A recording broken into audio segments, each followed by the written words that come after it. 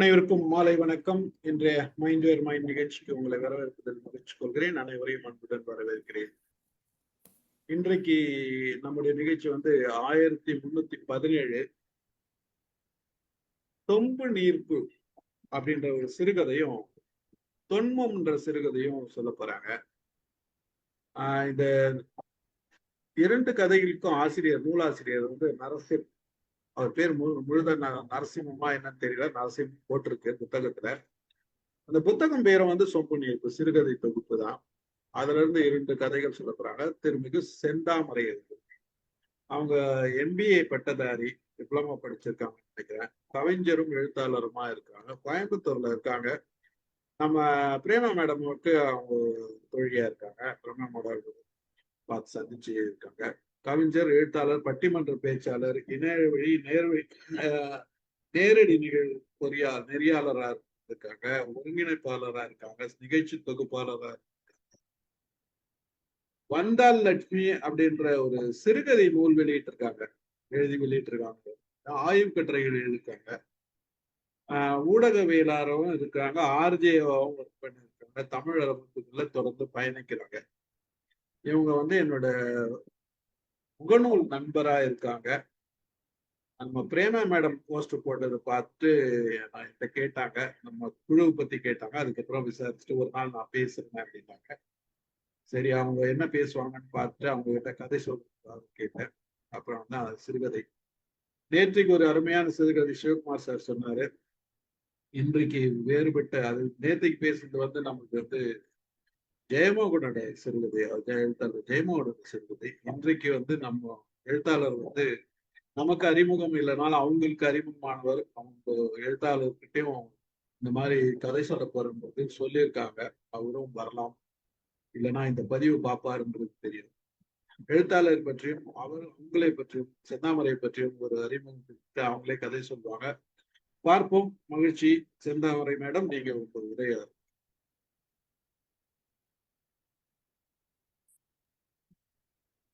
தாய் தமிழுக்கும் தாய் தமிழ் போற்றும் ஆன்றோர்களுக்கும் சான்றோர்களுக்கும் எனது கனிவான வணக்கத்தினை கூறிக்கொள்கிறேன்.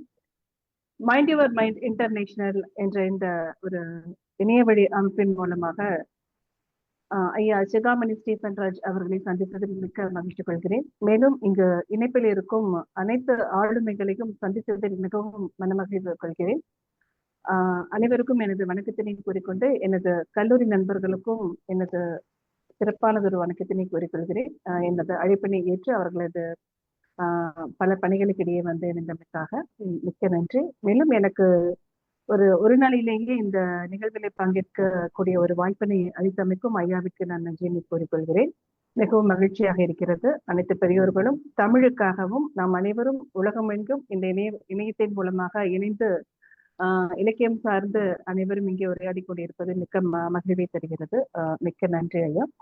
இன்று நான் ஒரு கதை சொல்லல் என்று சொல்லலாம். அது போலத்தான் இன்று நான் என்னுடைய நிகழ்வின் பகுதியை எடுத்துக்கொண்டுள்ளேன். இன்றைக்கு நான் எடுத்துள்ள புத்தகமானது சொம்பு நீர்ப்பு. என்னை பற்றி அறிமுகம் சொல்லணுமாங்க? நீங்களே சொல்லிட்டீங்க இல்லையா? நீங்க மேல வேற எதனால சொல்லுங்க. எனக்கு ஒரு இந்த இணையவழி மூலமா தான் இந்த மாதிரியான இலக்கியம் மீது ஒரு ஆர்வம் வந்தது சார் அப்படின்னு சொல்லலாம். ஆரம்பத்துல இருந்து இல்லை, ஒரு இடைப்பட்ட காலத்துல வந்ததுதான் இலக்கியத்தின் மீது தமிழ் மீதான ஒரு ஆர்வம் அப்படின்றது.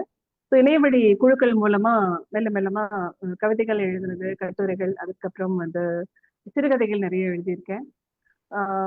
இணையவழி நிகழ்வுகள் தொகுப்பாளராகவும், கவியரங்க தலைமையாகவும், கருத்தரங்க தலைமை, பங்கேற்பாளர், பட்டிமன்ற பேச்சாளர், நேரடி நிகழ்வெல்லாம் தொகுத்து வழங்கிட்டு தமிழ் சார்ந்து இலக்கியம் சார்ந்து பயணம் செய்து கொண்டிருக்கிறேன். தமிழ்நாடு, பாண்டிச்சேரி என்று பல நிகழ்வுகளில் பங்கெடுத்துக் கொண்டும் நிகழ்வுகளை தொகுத்து வழங்கி கொண்டும் இருக்கிறேன்.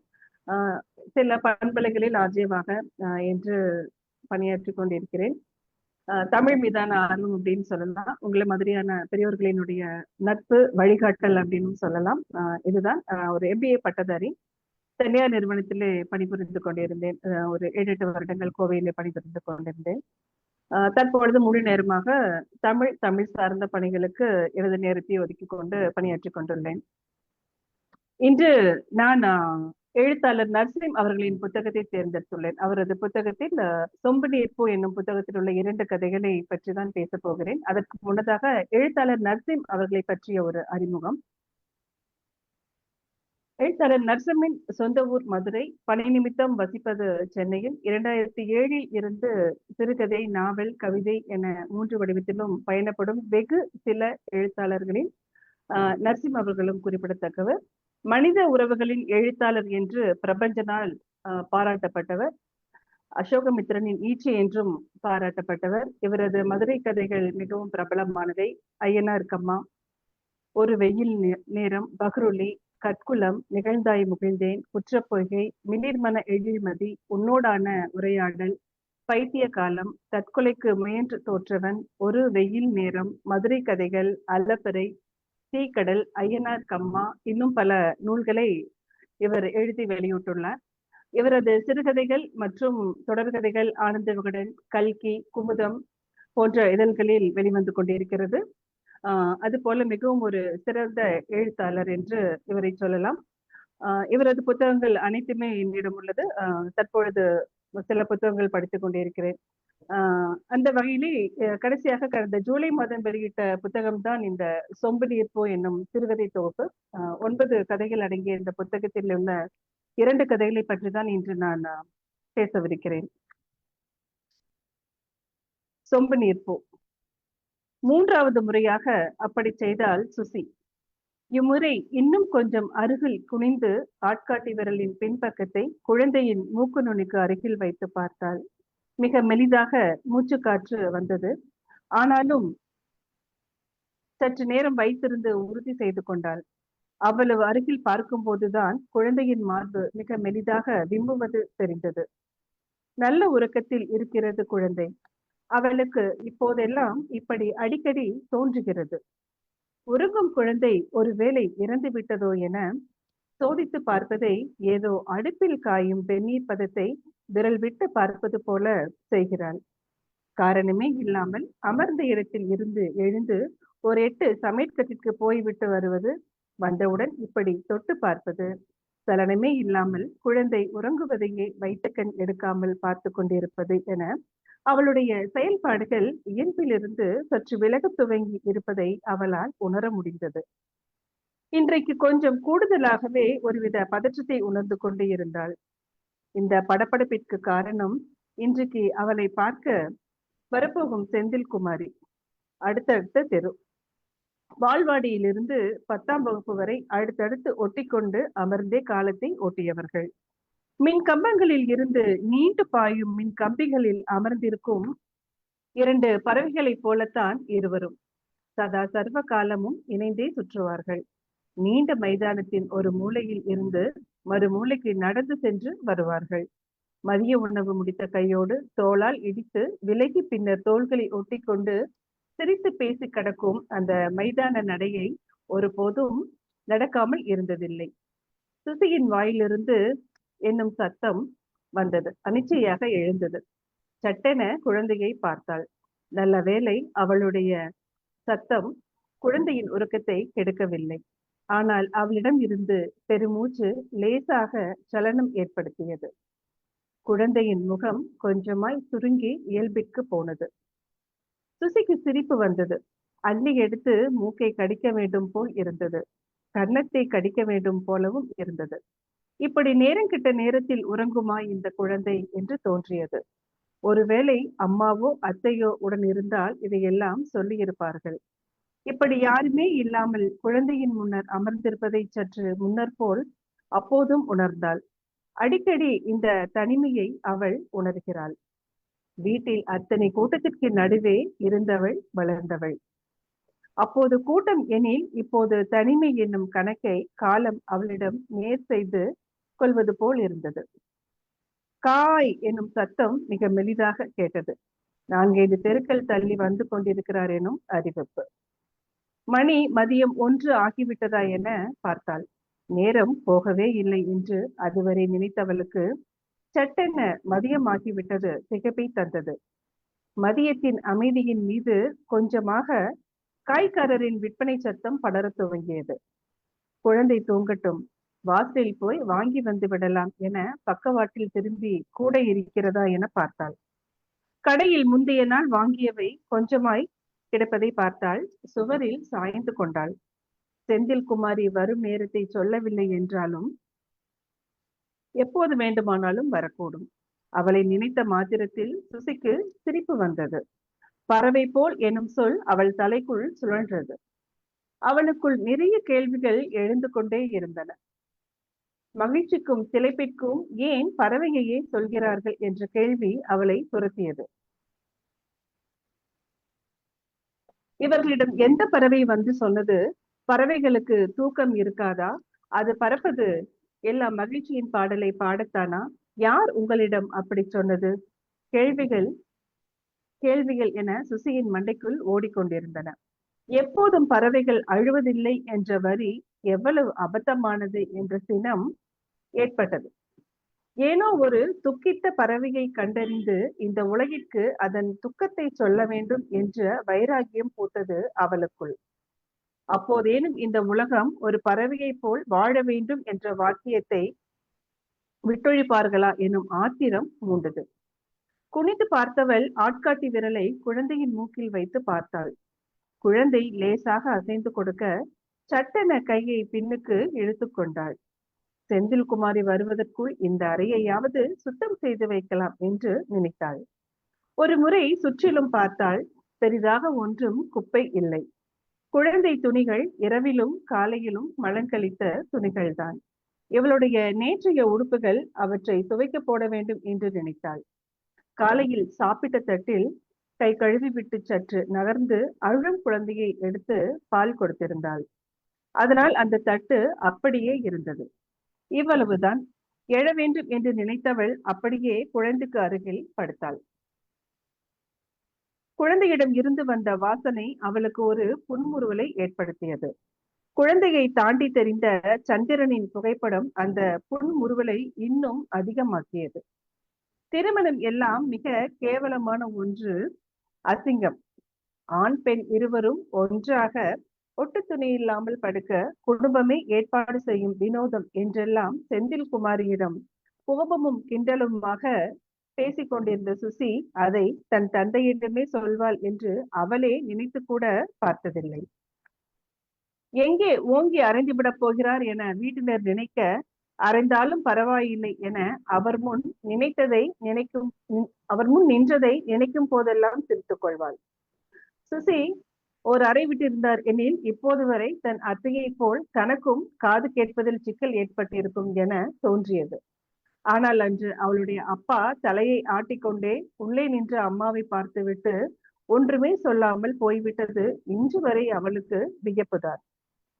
செந்தில்குமாரி நம்பாமல் சுசியின் கண்ணம் முதுகு என தேடி பார்த்தால் அப்பாவின் கைத்தடத்தை. நம் கருத்தை நேரடியாக தெளிவாக சொன்னால் போதும் என்றெல்லாம் செந்தில்குமாரியிடம் அன்றைய நாளின் வாக்குவாதத்தை பற்றி சொன்ன அதே சுசிதான் சந்திரனின் புகைப்படம் என தன் தந்தை காட்டிய நொடியில் சரி என்று சொல்லிவிட்டிருந்தாள். ஏதோ ஒரு காரணத்திற்காக எங்கோ எத்திசையோ நோக்கி பறந்து கொண்டிருக்கும் ஒரு பறவை சட்டென கீழ் நோக்கி தாழ்ந்து இறங்கி நீர்நிலையில் நங்கூரமிட்டு பருகிவிட்டு மேலேறி தன் திசை நோக்கி போவது போல் இருந்தது அவளின் அந்த செயல். புகைப்படம் பார்த்த நொடியில் அவளுக்குள் திருமணம் நடந்தேறி இருந்தது என்று செந்தில்குமாரியிடம் சொல்லும் பொழுது அதிகாலை மரத்திலிருந்து அத்தனை பறவைகளும் ஒரு சேர எழுந்து கிளர்ந்து பறந்து போவது போல் தென்பட்டது இருவருக்கும். செந்தில்குமாரியின் மேலிற்ற வயிறை தொட்டு தடவிக்கொண்டே தனக்கும் அது போல் இப்படி ஆகும் என்றதும் செந்தில்குமாரி அவளை கட்டிக்கொண்டாள். அதன் பிறகு இன்று வரை தனக்கு கீழே செந்தில்குமாரியை சந்திக்கும் வாய்ப்பை அந்த வானம் வழங்கவே இல்லை. இவளுடைய திருமணத்தின் போது அவள் பிரசவம் கண்டிருந்தாள். தீட்டு என்றார்கள். சுசி முதல் முறை அழுதாள். பின்னர் சுசி இரண்டாம் முறை பெருங்குரல் எடுத்து அழுது அரற்றிய வைபவத்திற்கு செந்தில்குமாரி வரக்கூடாது என சடங்கும் சம்பிரதாயமும் சொல்லிவிட்டது. அவள் இரண்டாவது முறையாக கர்ப்பமாக இருந்த காரணத்தினால் சாவு வீட்டிற்கு போகக்கூடாது என்றார்கள். சுசியின் அழுகையை, சந்திரனை இழந்த நாளில் சுசியின் கோலத்தை பார்க்க முடியாமல் போனது செந்தில்குமாரிக்கு. ஒரு காட்சியில் இருந்து இன்னொரு காட்சிக்கு தாவும் பொழுது இடைவெளி விடும் பெருமூச்சுக்கான கணங்கள் கூட சுசிக்கு வாய்க்கவில்லை. எல்லாமே ஒன்றோடு ஒன்று பிணைந்து கொண்டது போல் தோன்றியது. ஒரு மரத்திலிருந்து இன்னொரு மரத்திற்கு தாவி போய் அமரும் பறவையை நிறுத்தி மரம் மாறியதற்கான காரணத்தை கேட்க வேண்டும் என்று நினைத்து கொண்டாள். அதே கிளை, அதே பசுமை, அதே கனி. கொஞ்ச நேரத்திற்குள் ஏன் வட்டம் அடித்துக் கொண்டு போய் எதிர் மரத்தில் அமர்கிறது? ரெக்கை இருக்கும் ஒரே காரணத்தில் தானா? குழந்தை சினுங்கியது. தட்டி கொடுத்தாள். தன்னால் இப்படி இவ்வளவு மென்மையாக குழந்தைக்கு தட்டி கொடுத்து தூங்க வைக்கவும் இயலும் என்று ஒரு நாளும் அவள் நினைத்து பார்த்தது இல்லை. குழந்தையை தடவி கொண்டு படுத்திருந்தாள். தம்பி எடுத்துக்கொண்டு வந்த தூக்கி பார்க்க சொன்ன பறவையின் உடல்தான் நினைவுக்கு வந்தது. பஞ்சு பொதி போல் இருந்தது. உள்ளங்கையை விரித்து பறவையை அதில் இருத்தி கையை மடிக்கையில் பொசுக்கெனும் உணர்வு எழுந்தது. இறந்து போன பறவை என்பதால் அப்படி இருக்கிறது என்றும், உயிருள்ள பறவையை இப்படி கையில் வைத்து பார்ப்பது கடினம் என்றும் சொல்லிக்கொண்டே ஓடினான். உயிருள்ள பறவையை உள்ளங்கையில் தொட்டு தடவும் உணர்வை தன்னுள் வரவழைத்துக் கொண்டாள் சுசி. உள்ளங்கையை விரித்து பார்த்து முகர்ந்தாள். பாலுடன் அழுக்கு கலந்த கலவையான வாடை கைகளில் அப்பிக் கொண்டிருந்தது. தூங்கியது போதும் என்பது போல குழந்தையின் கன்னத்தை லேசாக வருடினாள். குழந்தை அசைவற்று உறங்கிக் கொண்டிருந்தது. காய் விற்பவரின் குரல் இப்போது சத்தமாக கேட்டது. அந்த சத்தம் அவளுக்காகத்தான். அவள் வீட்டின் முன் நின்றுதான் இன்னும் 4 முறை கத்தி உறுதி செய்து கொண்டு போய்விடுவார். கத்தட்டும், அப்படி ஏனும் குழந்தை எழுந்து கொள்கிறதா என பார்த்தாள். எழுந்தவுடன் பால் கொடுத்துவிட்டு கொஞ்சம் விளையாடிவிட்டு குளிக்க வேண்டும், குளிப்பாட்ட வேண்டும். செந்தில் குமாரி வந்து விடுவாள். காய்கறிக்காரரின் சத்தம் வெகு குறைவாக கேட்டு தேய்ந்து கொண்டிருந்தது. அதுவும் நல்லதுதான். இன்னும் கொஞ்ச நேரம் தூங்கட்டும் என அப்படியே அருகில் படுத்திருந்தாள். காலை சற்று மாற்றி மடக்கி நீட்ட வேண்டும் போல் இருந்தது. செய்தாள். அவள் காலடியில் இருந்த சொம்பு அரை வட்டம் அடித்து உருள துவங்க பட்டன எழுந்து சத்தம் எழாதவாறு அந்த சொம்பை பிடித்து நிறுத்தி எடுத்தவள் அதை தலைமாட்டிற்கு வைத்துக் கொண்டாள். கழுத்திற்கு சுகமாக இருந்தது. வெள்ளையம்மா கிழவியின் முகம் வழக்கம் போல அந்த சொம்பிலிருந்து எழுந்து வந்தது. அந்த சொம்புதான் அவள் மானங்காத்த சொம்பு என கிழவி இவளிடம் சொல்லுவாள். கிழவியின் கணவர் தன் தாத்தன் விபத்தில் இறந்து போய்விட சின்னஞ்சிறிது வயது வெள்ளையம்மாள் அழக்கூட தெரியாமல் பிரம்மை பிடித்தது போல் அமர்ந்திருந்தாளாம். அவளுடைய பாட்டி ஏதேதோ சோதித்து பார்த்து அந்த சொம்பில் நீரை நிறைத்து அதை பிணம் கிடக்கும் வீட்டின் வெளியே வந்து நின்று கூட்டத்தின் முன் வைத்து 1, 2, 3 என பூக்களை அந்த சொம்பு நீரில் மிதக்க விட்டாளாம். கூட்டம் ஓவென அரற்றி தங்கள் பரிதாபத்தை தெரிவித்ததாம்.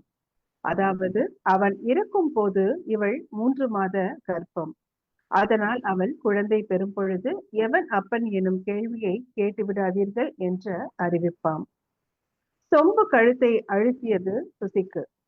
எடுத்து குழந்தைக்கும் அவளுக்கும் இடையில் வைத்துக் கொண்டாள். அந்த சொம்பை மெதுவாக நகர்த்தி குழந்தையை இடித்தாள். குழந்தை சுணங்கி நேரானது. சிரித்தாள். மீண்டும் அந்த விளையாட்டை தொடர்ந்தாள். குழந்தை கை கால்களை அசைத்து முறுக்கியது. கொஞ்சமாய் எழுந்து நன்றாக முகத்தை பார்த்தாள். பின்னர் கொஞ்சமாக விலகி நிமிர்ந்து நன்றாக கால்களை அகட்டி நீட்டி படுத்துக் கொண்டாள். சுகமாக இருந்தது. மின் விசிறி சன்னமாக சுழன்று கொண்டிருந்தது. ஒரு வெயில் பொழுதில் மின் விசிறியின் ரெக்கையில் குருவி ஒன்று அமர்ந்திருக்க, பாவம் அது தூங்குகிறது என மின்விசிறியின் சுவிட்ச் அருகில் நின்றிருந்தாள். யாரையும் மின்விசிறி போட விடவில்லை அன்று மதியம்.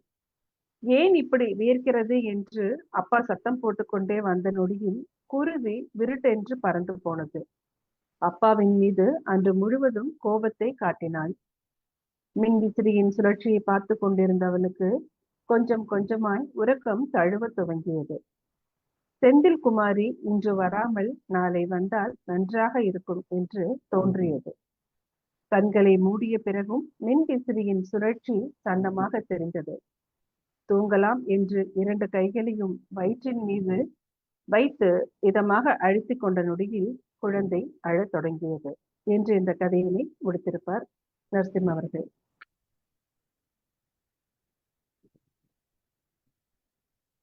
இந்த கதையின் தலைப்பை தான் சொல்லுங்க.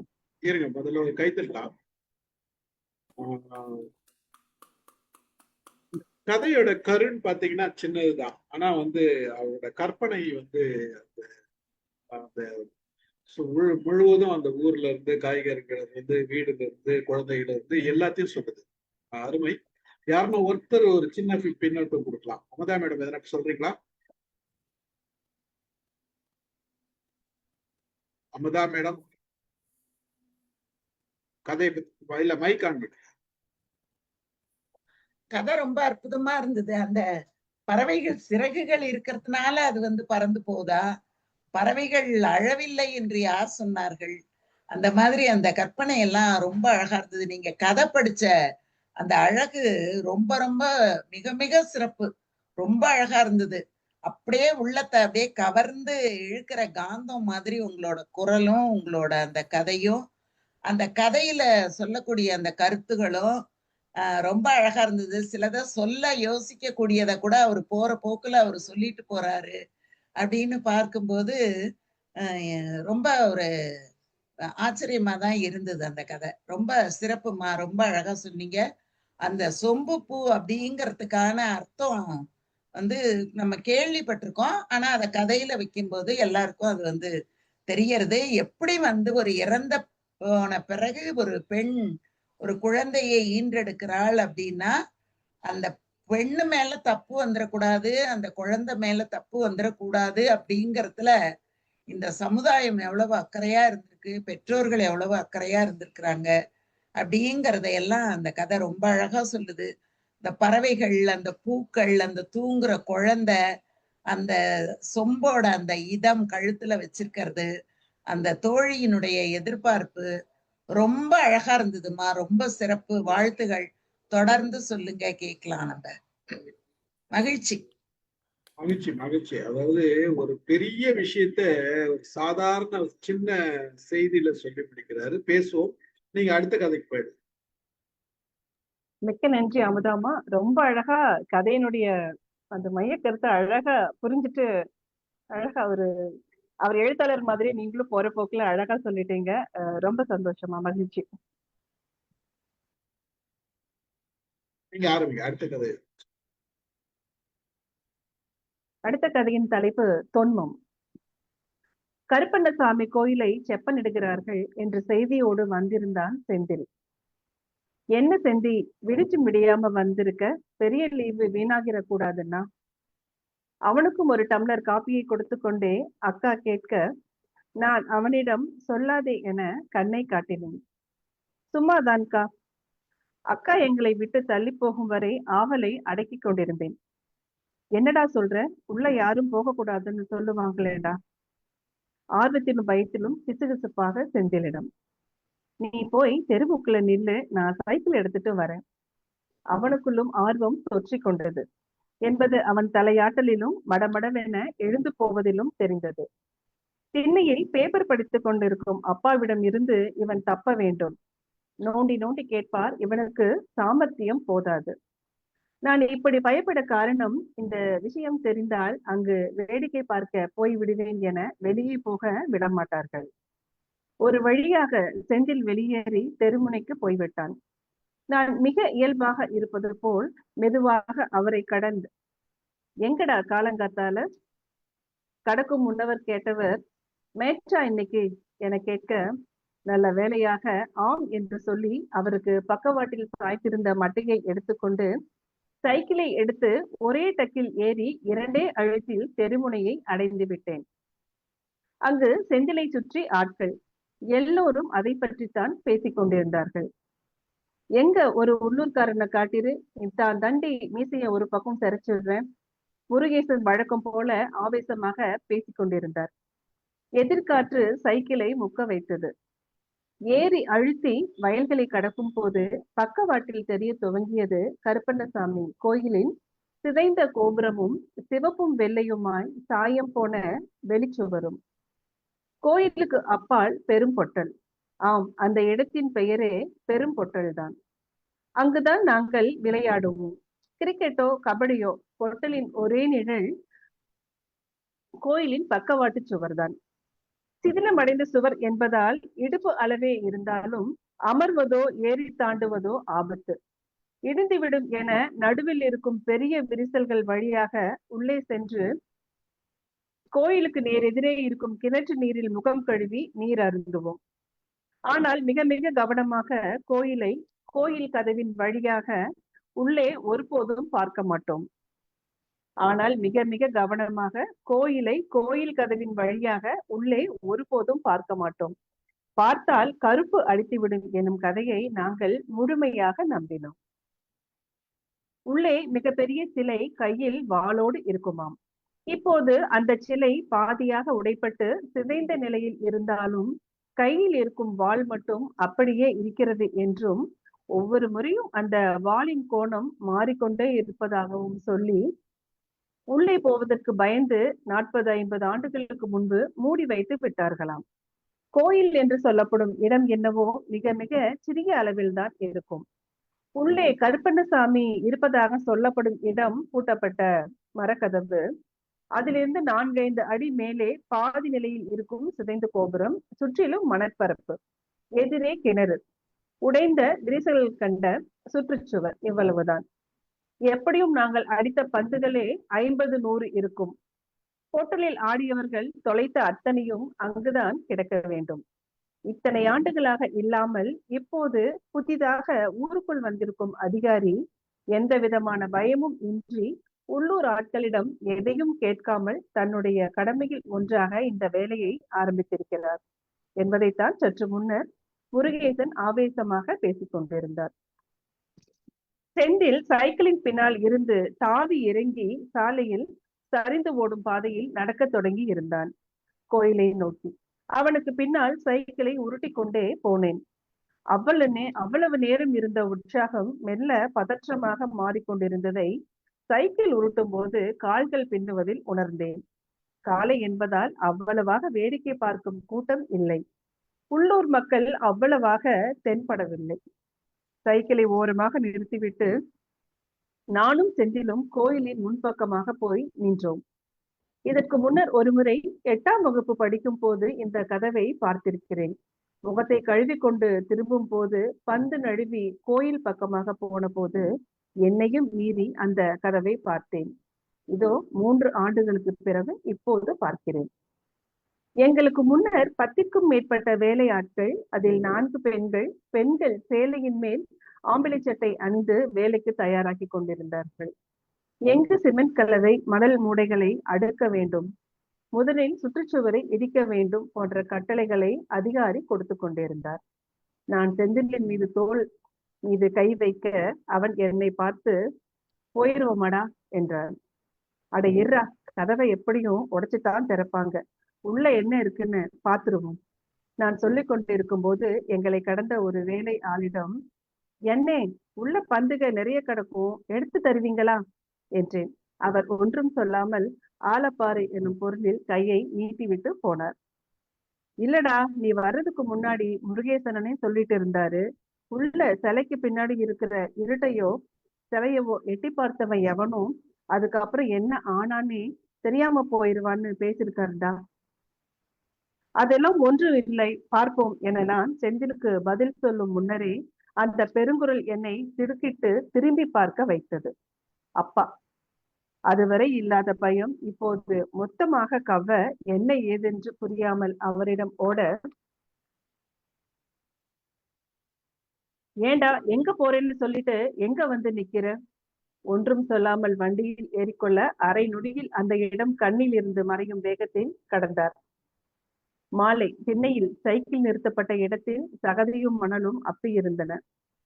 செந்தில் வந்து நிறுத்திவிட்டு போயிருப்பான் போல. அப்பா திட்டிக் கொண்டே வந்ததால் வீட்டிற்குள் வந்ததும் அக்காவுடன் ரைஸ் மில்லிற்கு போய்விட்டேன். அந்த மிளகாய் பொடி வாசனை ஒரு பக்கம், சல்லடியின் தடதடப்பில் தவிடு ஒரு பக்கம் சூடாக கொட்டுவது என பொழுது போயிருந்தது எனக்கு. சைக்கிளை பார்த்ததும் தான் கோயில் நினைப்பே வந்தது. ரைஸ் மில்லிற்கு போகும்போது அக்கா, உள்ள இருட்டா கிடக்கும்டா, ஒரே வவ்வாலா தொங்குமா, பாம்பு கொத்திருமாம் என்று சொன்னதோடு அப்பேச்சு முடிந்திருந்தது. கை கால்களை கழுவி முகத்தை துடைத்துக் கொண்டு செந்திலை பார்க்க போனேன். அவன் உன்னைய பார்க்கணும் தானே காலையிலேயே போனான், இருட்டுக்கிட்டு வருது. செந்திலின் அம்மா இழுக்கவும், நான் ரைஸ் மில்லுக்கு போயிருந்தேன், அதான் சைக்கிளை வச்சுட்டு மந்தைக்கு போயிருப்பான் போல என சொல்லிவிட்டு கிளம்பினேன். செந்தில் அம்மா என் பின்னாலேயே வந்து வாசலில் நிற்க, அவரிடம் மந்தைக்கு என்று சொல்லிவிட்டதால் மந்தையை நோக்கி நடப்பது போல் பாசாங்கு செய்து எதையோ மறந்து விட்டது போல் திரும்பி என் வீட்டை நோக்கி ஓடினேன். விலங்கிடம் இருந்து தப்பிக்க தன் குகை நோக்கி ஓடும் வேட்டை சமூகத்தின் ஆள் என தனவதி டீச்சர் கரும்பலகையில் வரைந்த சித்திரம் போல் இருந்தது என் ஓட்டம். விலங்கிடம் இருந்து தப்பிக்க தன் குகை நோக்கி ஓடும் வேட்டை சமூகத்தின் ஆள் என தனவதி டீச்சர் கரும்பலகையில் வரைந்த சித்திரம் போல் இருந்தது என் ஓட்டம். எனக்காகவே காத்திருப்பது போல வாசலில் நின்றிருந்தார் அப்பா. ஏண்டா கொக்குக்கு உன்னை மதிங்கிற மாதிரி காலையில நான் வந்து கூப்பிடும் போது, இல்லப்பா நான் சைக்கிள்ல வந்தேன்னு சொல்லணுமா இல்லையா? நம்ம வீட்டு சைக்கிளாம்னு அந்த முருகேசன் வந்து கொடுத்துட்டு போனான். திடுக்கென்றது. எனில் சைக்கிளை செந்தில் கொண்டு வரவில்லை. அதுவரையில் கொஞ்ச நஞ்சமாக இருந்த பயமும் ஏதோ ஓர் இனம் புரியாத அழுத்தமும் அழுகையுமாக வெடிக்க காத்திருந்தது. அப்பா முன்னல் அதை காட்டிக்கொள்ளாமல் சைக்கிளை எடுத்து மந்தைக்கு என சொல்லி அழுத்தினேன். முருகேசன் அண்ணன் வழக்கமாக எங்கெல்லாம் அமர்ந்து கதை பேசிக் கொண்டிருப்பாரோ அங்கெல்லாம் போய் பார்த்தேன். வழக்கமாக இருக்கும் கூட்டம் கூட மந்தையில் தட்டுப்படவில்லை. நேராக பஞ்சாயத்து ஆபீஸ் போய் அதிகாரியிடம் கேட்கலாமா? காலையில் செந்தில் அவர் அருகில்தான் நின்றிருந்தான் என நினைக்கும் போதே அழுகை வந்தது. பாவம் அவன், ஒருவேளை உள்ளே பார்த்து தொலைத்து விட்டானோ? சார் கோயில்ல இருக்காருயா, என்ன விவரம்? அப்பா எதுவும் சொன்னாரா என வேலு சார் ஏதோ கேட்டுக்கொண்டே போக சைக்கிளை நோக்கி அழுத்தினேன். அந்தி சாய்ந்து இருட்டத் தொடங்கி இருந்தது. பெரும் பொட்டலுக்கு முன்னர் மினுக் மினுக் என வெளிச்சம். ஒருவேளை செந்தில் கதவுக்கு அப்பால் பார்த்து விட்டானோ? இனி அவனை காணவே முடியாதோ? சைக்கிளை பாதையிலேயே போட்டு கோயில் அருகே ஓடினேன். உள்ளே கதவை அறுத்து சாய்த்து வைத்திருக்க வேலை நடந்து கொண்டிருந்தது. கருப்பண்ணசாமி சிலையின் கையில் இருந்த வாளில் ஒரு கையை வைத்து மறு கையால் எமர்ஜென்சி விளக்கை ஏந்தி வேலை பார்ப்பவர்களுக்கு ஏதுவாக வெளிச்சம் காட்டிக் கொண்டிருந்தான் செந்தில்.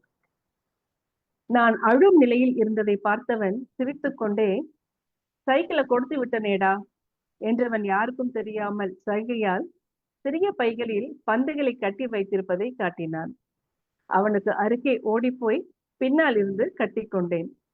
அவன் கையில் இருந்த வெளிச்சக்கத்தை என் மீது ஒரு முறை பட்டு மீண்டும் உள்நோக்கி பாய்ந்தது. அவன் கையில் இருந்த வெளிச்சக்கத்தை என் மீது ஒரு முறை பட்டு மீண்டும் உள்நோக்கி பாய்ந்தது என்று கதையை நிறைவு செய்திருப்பார். தொன்மம் கதையின் தலைப்பு.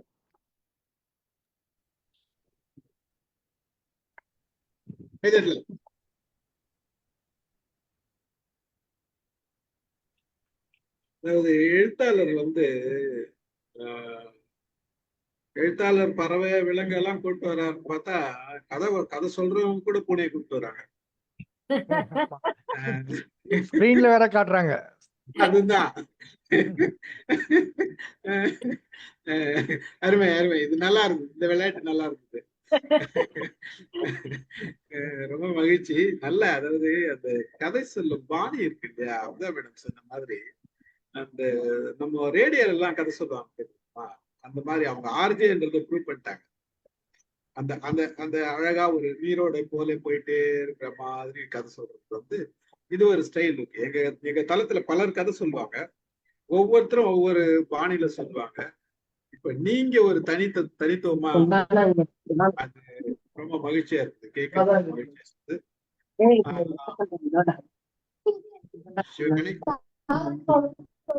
சிவக்கனி அன்மியூட் பண்ணுங்க. நீங்க ஒரு தனித்துவமா சொல்லியிருக்கீங்க, அது ரொம்ப கேட்கறதுக்கு மகிழ்ச்சியா இருக்கு. இப்போ எங்களோட தளத்துல சொன்னவங்க சொல்றதை விட உங்களது ஒரு வித்தியாசமும் வருது. எல்லாமே ஒரு ஒரு கோணமா இருக்கு, பாக்குறதுக்கும் கேட்கறதுக்கும் அழகா இருக்கு. ஆத்தர் இயற்கையை நல்லா நினைச்சு, ஆசிரியர் வந்து இயற்கையை ரொம்ப ரசிச்சிருக்காரு. சின்ன சம்பவத்தை எடுத்துட்டு அந்த சம்பவத்துக்குரிய இடத்தை எப்படியெல்லாம் விளக்க முடியுமோ அப்படி விளக்குறாரு. இந்த பயம் உணர்வுகளை கொடுக்குறாரு. அந்த அந்த உணர்வுகளோட பல செய்திகளையும் சொல்றாரு. பயம் இனம் புரியாத அழுத்தம், அதையும் சொல்றாரு. சைக்கிள்ல ஏறும்போது அந்த அந்த மிதிவண்டி அப்படி ரெண்டு ரெண்டு மிதிச்சு ஏறினாரு அப்படின்ற அந்த அந்த ஒரு ஒவ்வொரு காட்சியை பத்தி சொல்லும் பொழுதும் அந்த காட்சிக்குரிய தன்மை எப்படி இருக்கு அவ்வளவு அழகா சொல்லியிருக்காரு. பேசுவோம். நிறைய அலச வேண்டியது இருக்கு. மகிழ்ச்சி. உங்களுக்கு இன்னொரு முறை நாங்கெல்லாம் கை தட்டுறோம். சரி, உங்க உங்க உங்களோட வந்திருக்க உங்க சகோதரர், உங்களோட நண்பர்களை கூப்பிடுங்க. அவங்க யாருன்னா பேசணும் பேசணும். வணக்கம். என்ன நாராயணன், முருகானந்தம், வில்லியம் பால், கதையை கேட்டிருப்பீங்க. உங்களுக்கு ஏதாவது சொல்ல விருப்பம் இருந்ததுன்னா ஏதாவது நீங்க பேசலாம். யாராவது ஒருத்தர். உங்களுக்கு தான் முதல் வாய்ப்பு கொடுத்திருக்காரு சார்.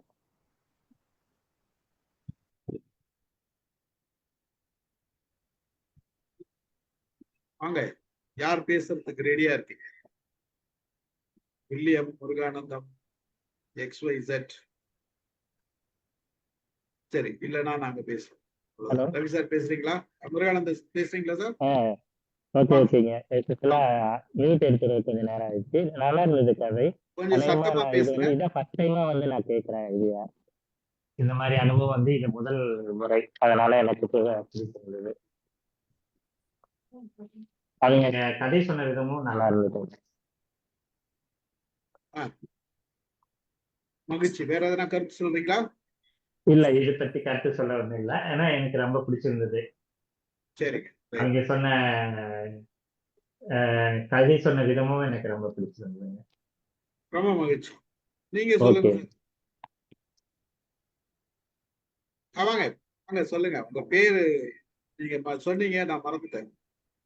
ஆக்சுவலா சாக்கா கோகா அப்படிங்கிற ஒரு பெயர்ல வந்து என்னுடைய ஐடி இருக்கு. அது தெரியுது. உங்க பேர் எதுவும் சொன்னீங்க? என்னோட பேரு யக்ன நாராயணா. ஓகே, சரிங்க. யக்ன நாராயணா. நிறைய இந்த மாதிரி ஜூம் மீட்டிங்ல அவங்க கலந்ததை நான் பார்த்துருக்கேன்.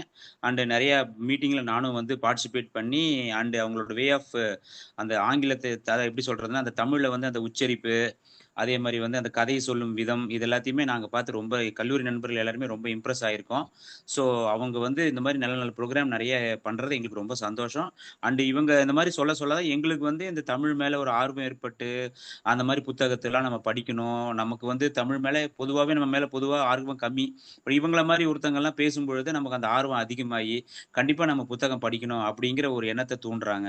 இந்த மாதிரி உங்களை மாதிரி நல்ல நல்ல பெரிய ஆளுமைகளும் இந்த மாதிரி ஒரு விஷயத்தில் வந்து இந்த மாதிரி இவங்களுக்கு சப்போர்ட்டா இருந்து அவங்க உங்களுக்கு சப்போர்ட்டா இருந்து நாங்க அது மூலியமா சில விஷயங்கள் தெரிஞ்சுக்கிறது எங்களோட அடுத்த தலைமுறைக்கு தமிழ் மேல ஒரு பெரிய பற்றுதல் ஏற்படுத்தும் அப்படிங்கிற நம்பிக்கை எங்களுக்கு இருக்கு. இவங்களை பார்த்து லோட்டஸ் மேடம் பார்த்தா வந்து என்னுடைய பொண்ணெல்லாம் வந்து இப்போ அவர் புத்தகம் எழுதுறதுக்கோசரம் ப்ரிப்பேர் பண்ணிட்டு இருக்காங்க. ஸோ இந்த மாதிரி வந்து நல்ல நல்ல ஆளுமைகள்லாம் வந்து வெளியில வந்து நீங்க உங்களை மாதிரி ஆளுகள்லாம் வந்து அவங்கள வந்து அடுத்த லெவலுக்கு கொண்டு வரணும். நாங்களும் வந்து இந்த இந்த மாதிரி இந்த கதையெல்லாம் அவங்க சொல்றதை பார்த்து நாங்கள் ரொம்ப இம்ப்ரெஸ் ஆகி எங்களுக்கும் அந்த தமிழ் மேல உள்ள ஆர்வத்தை நீங்களாம் அவங்களை ரொம்ப ஆக்டிவேட் பண்ணி விட்டுருக்கீங்க. ஸோ மிக்க நன்றிகள்ங்க ஐயா. மகிழ்ச்சி மகிழ்ச்சி சார், மகிழ்ச்சி. ரொம்ப நன்றி. இப்போ நம்ம பேசலாம். யார் பேசுறது நம்ம தளத்துல இருந்து? ரவி சார் பேசுறீங்களா? பேசுறேன் சார். வணக்கம் மேடம். எங்க தளத்துல கதை சொன்ன பாணியிலேருந்து உங்க பாணி வந்து வித்தியாசமா இருந்தது. எழுத்தாளர் வரியிலேயே படிச்சுட்டு அது மூலமாவே கதையை கொண்டு போயிருந்தீங்க. அது ரொம்ப நல்லா இருந்தது. அந்த சொம்பு நீர் பூவில் அமுதா மேடம் சொன்ன மாதிரி ரொம்ப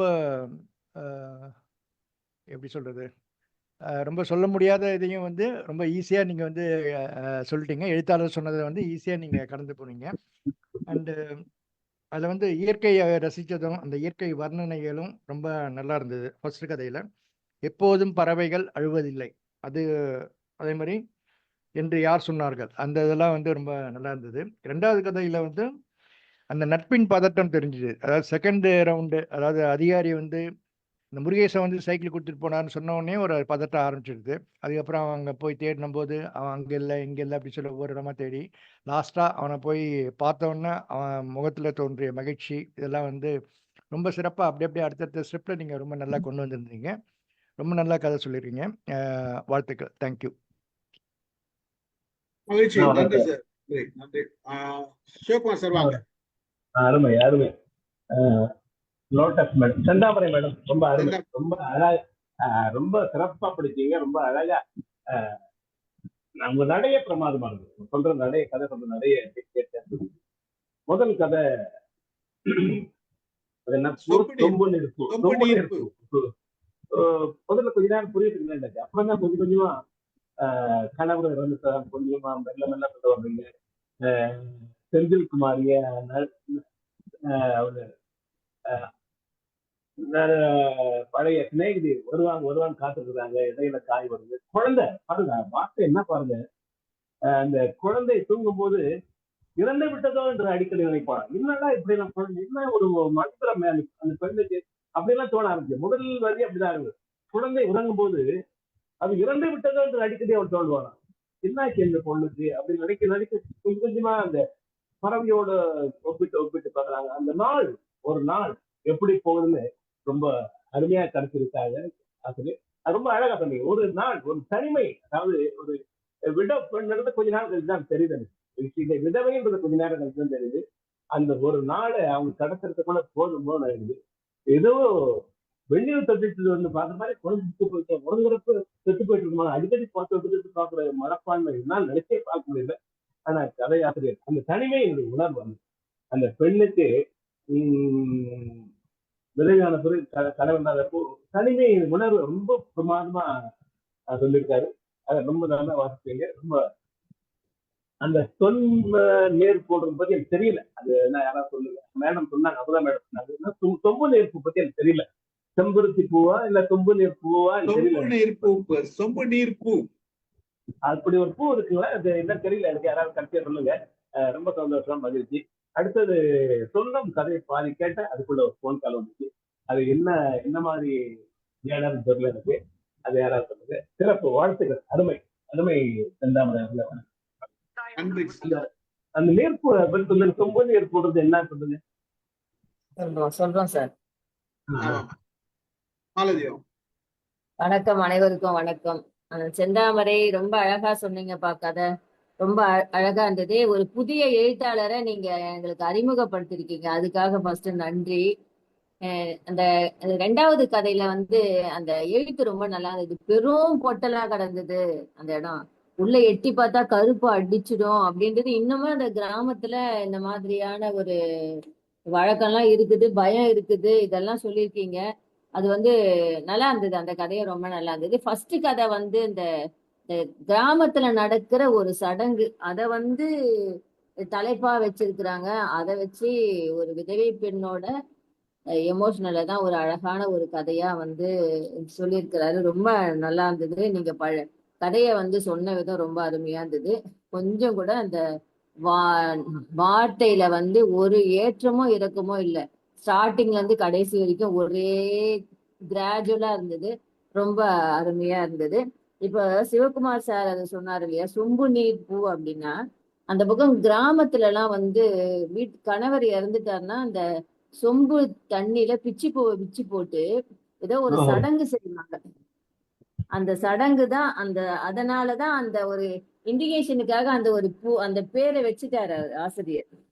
அப்படின்றத அவரு சொல்லாம ஃபர்ஸ்ட் எடுத்துமே அந்த தலைப்பா வச்சுட்டாரு. அதுதான் அந்த சடங்கு தான் வந்து வச்சிருக்காங்க சார். இதுதான் சார், வேற ஒண்ணும் இல்ல சார். ரொம்ப அருமையா இருந்தது மேடம், நன்றி. இல்ல செந்தாமரை அது கரெக்ட் எக்ஸ்பிளனேஷன் கொடுப்பாங்க. அந்த 3 மாசம் கணவர் இறந்த போது அந்த அம்மா மாசமா இருக்காங்க அப்படிங்கறத உணர்த்தக்கூடிய சடங்கு அது. அதுல எத்தனை பூவை போடுவாங்களோ அத்தனை மாசம் அந்த பொண்ணு, இப்போ 3 பூ போட்டா அந்த பொண்ணு இப்ப 3 மாசத்து கர்ப்பிணியா இருக்கா அப்படிங்கறத அங்க வந்திருக்கிற எல்லாருக்கும் தெரிவிக்கிறது. ஏன்னா ஒரு 7 மாசம் கழிச்சு அந்த குழந்தை பிறந்துட்டுது அப்படின்னா அந்த பெண் தவறானவளோ அப்படிங்கிற ஒரு எண்ணம் எல்லார் மனசுலயும் எழுந்துரும் அப்படிங்கறதுக்காக இந்த இறந்து போனவர் தான் அந்த குழந்தைக்கு அப்பா, இந்த பெண் இப்ப மாசமா இருக்காங்க அப்படிங்கறத சொந்தக்காரவங்களுக்கும் மற்றவங்களுக்கும், ஏன்னா 3 மாசத்துல வயிறு தெரியாது, உங்களுக்கு 7-8 மாசத்துக்கு அப்புறம் தான் வயிறு தெரியும். அப்போ எத்தனை மாசத்துல அந்த பொண்ணு இருக்கா அப்படிங்கறத உணர்த்துறது தான் அந்த சொம்பு நீர் பூ அப்படின்னு சொல்றது. அத ஒரு ஒரு பூவா போடும்போது அந்த எண்ணிக்கைய சொல்லி சொல்லி போடுவாங்க. 1, 2, 3, 4ன்னா 4 மாசமா அவ இருக்கா, 3 மாசத்துல இருக்கா அப்படிங்கறது ஊர் உலகத்துக்கு சொல்றது. அத மறைமுகமா சொல்றது, அது வெளிப்படையா சொல்லாம மறைமுகமா சொல்றது. அந்த இததான் அவங்க பண்ணிருக்காங்க. அதுதான் அந்த சொம்பு நீர் பூ அப்படின்னு சொல்றது. அருமைமா. எனக்கு இந்த மாதிரி சடங்கு இருக்குன்னு தெரியும். நீங்க இத கரெக்டா சொல்லிட்டீங்க. பிச்சு பூவை போடுவாங்க சடங்குக்கு, பூவை பிச்சுன்னு நினைச்சேன். ஆனா அந்த பூ போடுறதுல கணக்கு இருக்குதுன்றதெல்லாம் எனக்கு தெரியாது. நீங்க அதை கரெக்டா சொல்லிட்டீங்கம்மா. நன்றிம்மா, நன்றிம்மா. இப்ப இந்த ஒரு புக்கு கொண்டு வந்ததால இத மாதிரி கூட நம்ம நாட்டுல ஒரு சடங்கு இருந்தது அப்படின்றத நம்ம எல்லாருமே தெரிஞ்சுக்கிறோம். அவ்வளவுதான், தெரிஞ்சுக்கிறோம், அவ்வளவுதான், வேற ஒண்ணும் இல்ல.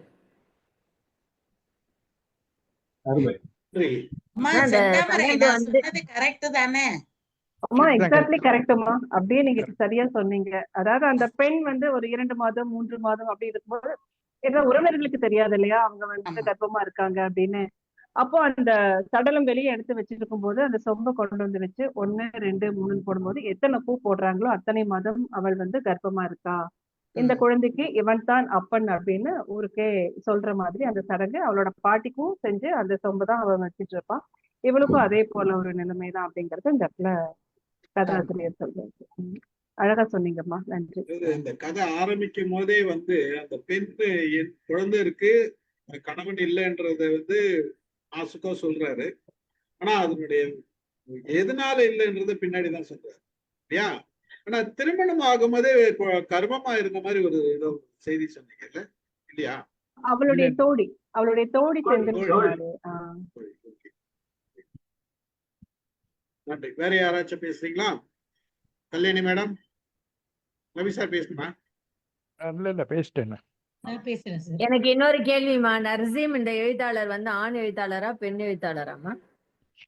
ஆமா, ஆண் எழுத்தாளர். அவரு நிறைய நூல்கள் 19 நூலுக்கு மேல எழுதியிருக்காரு. சிறந்த ஒரு எழுத்தாளர். ஆமா, ஒரு சிறந்த ஒரு வாசகர்களை அரவணைத்து செல்லும் ஒரு நல்ல ஒரு மனிதர்னு சொல்லலாம். சமூக ஊடகங்கள்ல வாசகர்களோட நல்லா கலந்துரையாடுவாரு. அந்த மாதிரியான ஒரு நல்ல பழகுவதற்கு எளிமையான ஒரு மனிதர் தான். சிறந்த கதைகள் கொடுத்திருக்காரு. இப்ப கூட போன வாரம் கூட குமுதம்ல ஒரு கதை வந்திருந்தது, திருத்தேர் அப்படிங்கிற கதை. அதுக்கு முன்னாடியும் பிடரி, திருத்தேர், அந்த மாதிரி நிறைய கதைகள் அவரோடது வந்துட்டே தான் இருக்கு. நாவல்களும் நிறைய எழுதியிருக்காரு. தொடர் கதைகள் எல்லாம் வந்தது. கல்கி, ஆனந்த விகடன், குமுதம், தீபாவளி மலர், இதுல எல்லாமே அவருடைய கதைகள் தொடர்ந்து வந்து கொண்டிருந்தது. மதுரை கதைகள் அப்படிங்கிற புத்தகமும் ரொம்ப பிரபலமான புத்தகம் தான். அது சிறுகதை தொகுப்பு. கட்குலம் அப்படிங்கிற புத்தகம், கவிதை புத்தகங்கள் எல்லாமே அவருடைய எழுத்து நடை ரொம்ப வித்தியாசமா இருக்கும்னு சொல்லலாம். அசோகமித்திரனின் நீட்சி அப்படின்னு சொல்லி அவரை எல்லாரும் புகழ்ந்தாங்க இந்த சொம்பு நீர்ப்பு வெளியீட்டு விழாவுப்போ. அந்த மாதிரி நடையும் அதே போலதான் இருக்கும். அவரு அழகிரிசாமி, அசோகமித்திரன் இவருடைய புத்தகங்களை வாசித்துதான் நான் எழுத்தாளர் ஆனேன் அப்படின்னு சொல்லி நிகழ்வுகளை சொல்லியிருக்காரு. அவருடைய எழுத்து நடையும் அதே போலதான் இருக்கும். பெரிதா ஒன்றும் ஆங்கில சொற்கள் அதுல எல்லாம் இருக்காது. முடிந்த வரைக்கும் தூய தமிழ் சொற்கள் இருக்கும். அந்த கிராமம் சார்ந்த அவருடைய நிகழ்வுகள் தான் அந்த கதையில பிரதிபலிக்கும். மதுரையை மையமா வச்சுதான் அவருடைய கதைகள் நிறைய இருக்கும். அந்த மதுரை அந்த ஸ்லாங் சொல்லுவாங்க இல்லையா, அது கூட அப்படியே கொடுத்திருப்பாரு. அந்த மாதிரி தன் மண்ணின் பெருமையை கதைகள் மூலமா கொடுத்துட்டே இருப்பாரு. மிக்க நன்றி. ரொம்ப அருமை, ரொம்ப அருமை. அருமை. செல்வகுமார் சார் வாங்க.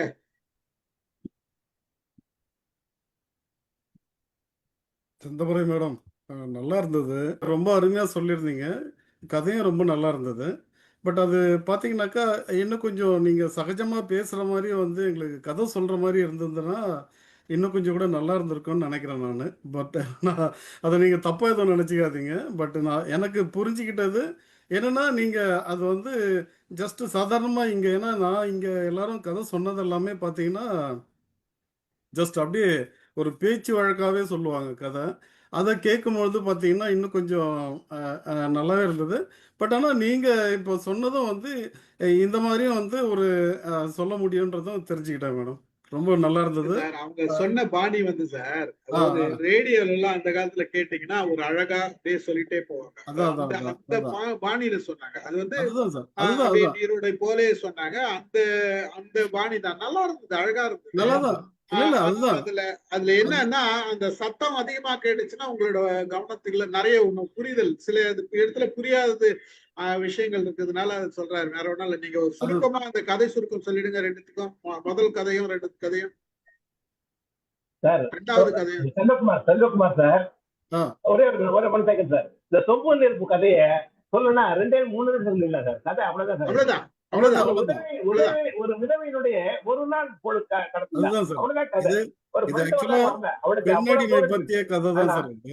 ஆனா நம்ம சொல்றப்பதான் சில கதைகளை படிக்கதான் முடியும். சில கதைகளை சொல்லலாம், சில கதைகளை படிக்காதான். நீங்க எல்லாம் சொல்லும் போது அந்த கதை நான் ஆக்சுவலா வந்து பாத்தீங்கன்னா ஜஸ்ட் இப்போ நீங்க எல்லாம் சொல்லும் பொழுது அந்த கதையை வந்து படிச்ச மாதிரி சொல்ல மாட்டீங்க. இல்ல சார், அதாவது ஒரு சிலர் நம்ம பாதிக்கும் போது ஒவ்வொருத்தருக்கும் ஒவ்வொரு தனித்துவம் இருக்கும். அந்த தனித்துவத்தில் தான் அவங்க சொன்னாங்க. இல்ல அதுதான் சார், நான் புரிஞ்சுக்கின விதத்தை சொன்னேன் சார் நான் ஆக்சுவலா. பட் நான் இங்க வந்து இந்த தளத்துல வந்து பாத்தீங்கன்னா எல்லாருமே கதை சொல்றது அந்த மாதிரி தானே எல்லாம் சொல்லுவாங்க. ஒரே மாதிரி சமைக்க முடியாதுல்ல, ஒவ்வொரு சமையல் வேற மாதிரி இருக்கும். அதான் கரெக்ட் தான். பட் ஆனா அவங்க சொன்ன நடை வந்து பாத்தீங்கன்னா ரொம்ப அருமையா இருந்தது. அது இன்னும் கொஞ்சம் எனக்கு ஒரு சில இடங்கள்ல கொஞ்சம் சரியா, அதான் நீங்க சொன்ன மாதிரி தான் சார், ஒரு சிலது கொஞ்சம் ஒரு விஷயம் தெளிவா தெரிஞ்சிச்சு சார். சில இடங்கள்ல புரியல. அதுக்குதான் நான் வந்து மேடம் திருப்பி கதை சொல்ல சொன்னேன். வேற ஒன்றும் விஷயம் சொல்லிட்டு ஏன்னா மேடம் ரொம்ப நல்லா இருந்தது. நீங்க அதாவது என்னன்னா எங்களுக்கு என்ன புரிஞ்சதுன்றத சொல்லணும் இல்லையா, அதனால நான் சொன்னேன் நானு. பட் அது நீங்க எதுவும் வேற எதுவும் நெகட்டிவா சொல்றன்ற மாதிரி எல்லாம் நினைக்காதீங்க. பட் நீங்க ரொம்ப அருமையா சொன்னீங்க, நல்லா இருந்ததுங்க. தேங்க்யூ. நீங்க சொல்லுங்க. Thank you Selvakumar sir, thank you. அதாவது கதையை நான் என்னோட போக்குல நான் சொல்லிட்டேன் அப்படின்னா, எழுத்தாளருடைய நடை, அவரு பயன்படுத்திய வார்த்தைகள், அந்த உவமைகள் எல்லாம் வாசகர்களுக்கு தெரியாம போயிடும் அப்படிங்கறதுனால தான் நான் அதை அப்படியே இருக்கிற மாதிரி சொன்னேன். அவருடைய எடுத்துக்காட்டுகள், வாசனை தெரியும், அந்த வர்ணனைகள் எல்லாமே எப்படி அவர் எழுதியிருக்காரு அப்படிங்கிறது உங்களுக்கு இப்ப அது புரியும் இல்லைங்களா? அதனாலதான் நான் அதை மாற்றாம அப்படியே நான் ஒரு எழுத்து கூட விடாம அப்படியே வாசிச்சது அப்படிங்கிறது. அவருக்கு எழுத்து நடை, ஆமா, கருத்து எல்லாமே உங்களுக்கு வந்து சேரணும். நானா சொல்லும் போது எனக்கு எப்படி புரிஞ்சுதோ அந்த மாதிரி நான் சொல்லுவேன். இப்ப நீங்க சொன்ன மாதிரி அந்த பறவைகள் வந்து மகிழ்ச்சிக்கும் திளைப்பிற்கும் ஏன் பறவையே சொல்கிறார்கள் என்ற கேள்வி அவளை துரத்தியது. இவர்களிடம் எந்த பறவை வந்து சொன்னது, பறவைகளுக்கு துக்கம் இருக்காதா, அது பறப்பது எல்லாம் மகிழ்ச்சியின் பாடலை பாடத்தானா, யார் உங்களிடம் அப்படி சொன்னது, இது எல்லாமே வந்து நான் சொல்லும் போது, நான் என்னோட பேச்சு வழக்குல சொல்லும் போது உங்களை அது வந்து கண்டிப்பா அட்ராக்ட் பண்ணாது. ஆனா இவர் அப்படி சொல்லியிருக்க இந்த இதெல்லாம் சொல்லும் போது நம்மளுக்கும் சிந்திக்க தோணும். படிக்கவே ஆமா இது நிஜம்தானே, சரிதானே, நம்மளுக்கு இப்படி தோணலையே அப்படின்னு இந்த வரிகளை படிக்கும் போதே எனக்கு தோணிட்டே தான் நான் வாசிப்பேன். அது உங்களையும் வந்து சேரணும் அப்படிங்கிற ஒரு காரணத்தினால தானே சார், அவ்வளவுதான், வேற ஒண்ணும் இல்ல சார். இல்ல நான் ஆக்சுவலா இது எதுவுமே சொல்லலாம். ஆக்சுவலி எனக்கு என்ன புரிஞ்சுதுன்றதான் நான் தாமரை மேடம், நீங்க வந்து ஒரே ஒரு விஷயம் தான், அதாவது இந்த கதையை நீங்க இப்படி சொன்னாதான் கரெக்ட். ஏன்னா இப்போ ஒரு உதாரணத்துக்கு சொல்றேன் கேளுங்களேன். அந்த காய்கறி சத்தம் மொல்லமா அடங்குச்சுன்னு சொல்றாங்க. அப்போ அந்த அந்த அதாவது இந்த காய்கறிக்காரமா அந்த கடை அவங்க வந்து போயிட்டாங்கன்றத உணர்த்துது. சரி, ஒரு செய்தியை வந்து எப்படி உணர்த்தணும்னா இந்த மாதிரி வார்த்தைகள், இது வந்து வர்ணனை. இந்த கதையோட தன்மை அதுதான். நீங்க லைன் பை லைன் சொல்லிதான் ஆகணுமே தவிர இதை வந்து நீங்க அவங்க வந்து ஒரு கைப்பெண்ணு, அவங்களுக்கு வந்து குழந்தை இருக்குது, அவங்களுக்கு கல்யாணம் பண்ணிக்கலாம், அவங்க ஃப்ரெண்டுக்காக வெயிட் பண்ணிட்டு இருக்காங்க, குழந்தை தூங்குறது பார்த்துட்டு இருக்காங்க, அந்த மாதிரி ஒரு 4 வார்த்தையில சொல்லி முடிச்சிட்டோம்னா, அந்த கதையை சொல்லி முடிச்சிட்டோம் அப்படின்னா அதனுடைய சுவாரஸ்யம் அது என்னவோ ஒரு லைன்ல எழுதிட்டாருன்ற மாதிரி இருக்கு. அது இல்ல, ஒரு செய்தி, அந்த செய்தியை அந்த சுற்று வட்டாரத்துல இருக்கிற அந்த ஊரை சொல்லணும். பறவைகள், அதாவது அந்த பறவைகள் சொல்லும்போது அந்த இடத்தோட தன்மையை சொல்லணும். பறவைகளோட ஒப்பிடுறாரு. அந்த அந்த அந்த அந்த சூழ்நிலையை ஒப்பிடுறாரு. அது ஒரு விலங்குகளுடன் பல உதாரணங்கள் கொடுக்குறாரு. அப்பதான் அந்த தன்மை புரியும். அந்த தன்மை புரியுறப்ப அந்த இவங்க வந்து கைம்பெண்ன்றதே வந்து முதல்ல தெரியல, முதல்ல நமக்கு தெரியல. கைம்பெண்ன்றது கடைசியா தான் தெரியுது. அப்ப எப்படி கைம்பெண்ணு 3 மாசம் கைம்பெண்ணு 3 மாசமா இருந்திருக்காங்க. அப்ப அதுக்கு ஒரு உதாரணம். ஆமா, அந்த உதாரணம் எத்தனை பேருக்கு தெரியும்? இப்ப அமுதா மேடம் விளக்கம் கொடுக்கலன்னா அப்புறம் அவங்க கதை சொன்னவங்க தான் சொல்லணும். சொல்லும் போது என்ன ஆகும்னா அது வரைக்கும் நமக்கு புரியாத போயிடும். இப்ப அமுதா மேடம் சொன்னதுனால இன்னும் கொஞ்சம் நம்ம அதை இன்னும் கொஞ்சம் தெளிவா இருக்கு. இது வந்து சிந்தனையை தூண்டக்கூடிய ஒரு விஷயம், நம்மளோட கற்பனையை அப்படியே வளமாக்குற விஷயம், செய்தி. அது நம்ம கேட்க கேட்க கேட்க போயிட்டே இருக்கோம் நம்மளோட கற்பனை. அப்ப அதுதான் இந்த கதையோட தன்மை. ஒவ்வொருத்தரும் ஒவ்வொரு பாணியில எழுதுவாங்க. அந்த பாணிய அதுக்குரிய தன்மையோட ரசிக்கும் போதுதான் அந்த அந்த அந்த இடத்துக்கு நாம போவோம். சார், அது நீங்க சொல்றது கரெக்ட். அந்த கோயில் சொல்லும் போது அந்த கோயில்ல போய் அந்த பசங்க அந்த சந்தில பார்க்க கூடாதுன்ற ஒரு மூட நம்பிக்கையை விதைச்சிட்டாங்க. அந்த மூட நம்பிக்கையே இந்த பசங்களுக்கு ஆழமா பதிஞ்சிருக்கு. அப்போ பார்க்கணுன்ற எண்ணம் இருந்தா கூட அந்த அந்த எண்ணத்துல வந்து பார்க்க கூடாதுன்ற ஒரு தடை இருக்கு. பார்க்க கூடாது. பார்த்தா கற்பனை வந்து சாதாரண ஒரு விஷயம் தான். அந்த செய்தியை தொன்மத்தை வந்து சொல்றான். அப்ப அந்த கோயில் புதுப்பிக்க போகும்போது அவன் தைரியமா போய் அங்க நிக்கிறான். புரியுதா? அப்ப அந்த பயம் போயிடுச்சு. அந்த அந்த அந்த மூட நம்பிக்கையை உடைக்கிறாங்க. இல்ல அதெல்லாம் கரெக்ட் தான் சார். அப்படி இல்ல சார். இப்ப நான் வந்து அவருடைய எழுத்து அவருடைய அந்த பாணி முழுசும் உங்களுக்கு வரணும் அப்படிங்கிற ஒரு நோக்கத்துலதான் இந்த கதையை நான் முழுவதுமா படிச்சது. ஆமா. ஏன்னா நீங்க வந்து சொன்னீங்க இங்க அவரை பத்தி எங்களுக்கு தெரியல எழுத்தாளர் அப்படின்னு சொல்லிட்டு. மிகவும் ஒரு பிரபலமான எழுத்தாளர் தான். அந்த திரைத்துறை சார்ந்தும் நம்மளுடைய பெரிய எழுத்தாளர்களோட வட்டத்துல இருக்கக்கூடியவர் தான். அப்படின்னாலும் தன்னை வந்து அவர் வந்து எப்பவுமே பிரபலம் பண்ணிக்க மாட்டாரு. ரொம்ப அப்படியே இருப்பாரு. நிறைய எழுதுவாரு. அவருடைய வேலையை பார்த்து கொண்டுதான் இருப்பாரு. அந்த மாதிரியான ஒரு மனிதர் தான். அப்படி இருக்கும்பொழுது அவரது கதைகள் இந்த தளத்துல வந்து சொல்வது அப்படிங்கிறது எனக்கு மிகவும் பெருமையாகவும் மகிழ்ச்சியாகவும் இருந்தது. ஒரு நல்ல எழுத்தாளர், அவருடைய கதைகள் உங்களுக்கு வந்து சேரணும் அப்படிங்கிற நோக்கத்துலதான் இந்த 2 கதைகளையும் உங்களுக்கு நான் முழுவதுமா சொன்னது. அவருடைய எழுத்து பாணி நீங்க சொன்னீங்க இல்லையா, அந்த ஒரு மறைமுகமா தான் நம்மளுக்கு அதை சொல்றாரு, சிந்திக்க வைக்கிறாரு. அந்த ஒரு குழந்தை பெற்ற இளம்பெண் வந்து மதிய நேரத்துல படும் அந்த உளவியல் சிக்கலை தான் சொல்லியிருக்காரு. அந்த ஒரு நாள் தான் தோழி வரணும்னு ஆசையா இருந்தவ கடைசியில அவ வரலைன்னா கொஞ்சம் நல்லா தூங்கலாமே அப்படின்னு அவ இருக்கா. அந்த ஒரு நினைவுகள் வந்து வந்து போகுது.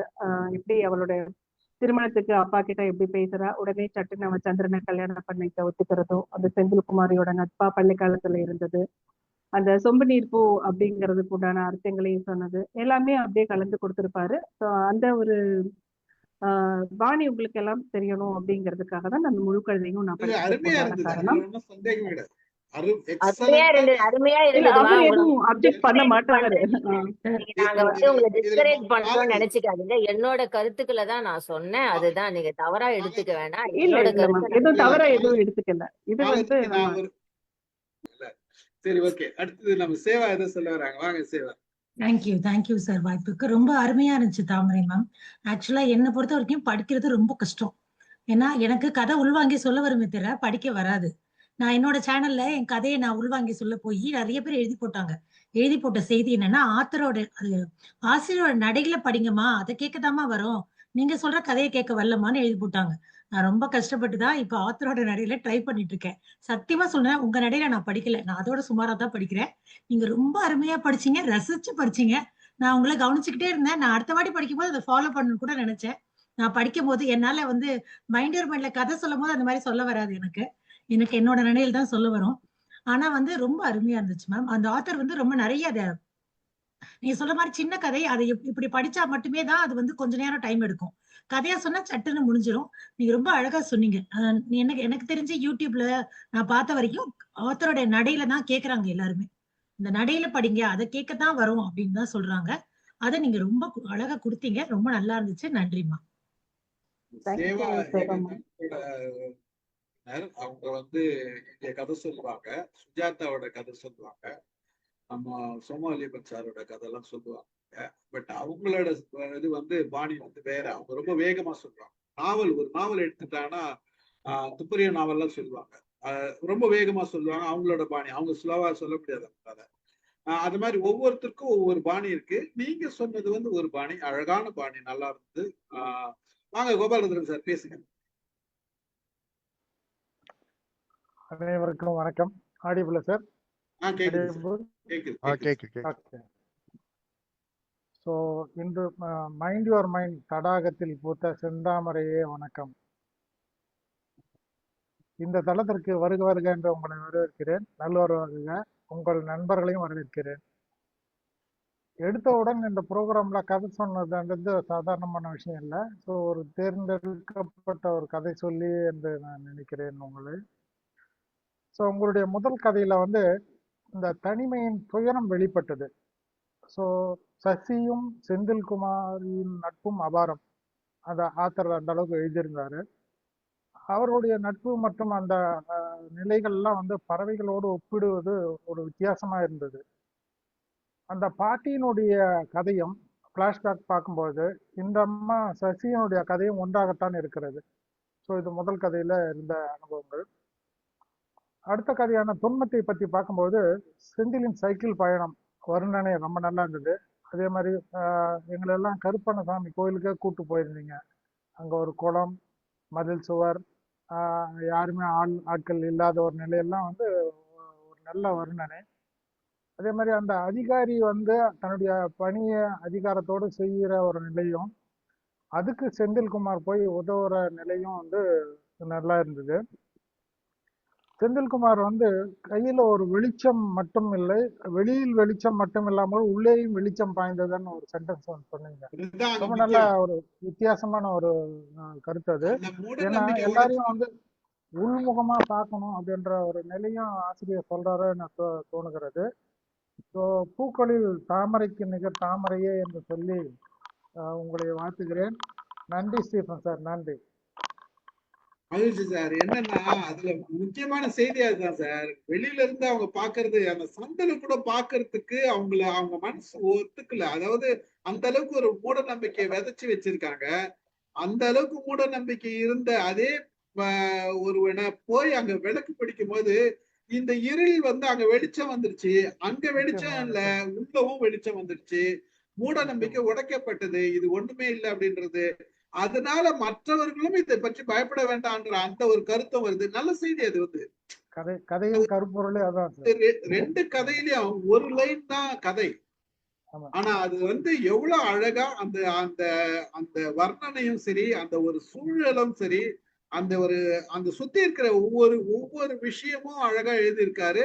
அதுதான் ரசிக்க முடியும் நம்ம. அது அந்த ரசனை தான். அந்த ரசனையில ஒரு உளவியல் இருக்கு, ஒரு சமுதாயத்துக்கு வேண்டிய கருத்து இருக்கு, சமுதாயத்துக்கு சொல்ல வேண்டிய கருத்து இருக்கு. ஒரு கைம்பெண்ணா இருந்தா கூட ஒரு நண்பனை எதிர்பார்த்து கொண்டு இருக்கிறாங்க. அவங்களுக்கு ஒரு மன ஆறுதல், ஒரு எமோஷனல் அட்டாச்மெண்ட். சோ அதெல்லாம் தான் அங்க பேசப்படுது. நிறைய செய்தி இருக்கு அதுல. வாங்க அமுதா மேடம் வாங்க. சார் நான் என்ன நினைக்கிறேன்னா, நீங்க சொன்ன மாதிரி அந்த பையன் சின்ன பையன், அந்த பையன் இந்த மூட நம்பிக்கையெல்லாம் நம்ப தயாரா இல்ல. அடுத்த தலைமுறை அதை கடந்து போகிறது அப்படிங்கிற ஒரு கருத்தையும் அவர் வந்து சொல்றாரு அந்த இடத்துல. அதனால இந்த பழங்கதைகள் எல்லாம் இனிமே ஒன்னும் செல்லுபடி ஆகாது. அடுத்த தலைமுறைகள் உருவாகி விட்டார்கள். அதனால நீங்க அதற்கேற்ப நடந்து கொள்ளுங்கள்ங்கிற அந்த தன்மையும் அதுல வந்து கொண்டு வந்து காட்டுறாரு. அப்படிதான் நான் அந்த கதையை பார்த்தேன். அது உண்மைதானம்மா. அது வந்து மறைஞ்சு போச்சு இல்ல, நமக்கே தெரியல அந்த விஷயங்கள். ஆக்சுவலி எல்லாமே அந்த பழைய சடங்கு சம்பிரதாயம், அந்த மூட நம்பிக்கை எல்லாம் நம்ம நாட்டுல மறைஞ்சு போயிடுச்சு அப்படின்றது தெரியுது. சிட்டில இல்ல, கிராமத்துல இருக்கா நவத்து, சிட்டி சைட்ல இல்ல.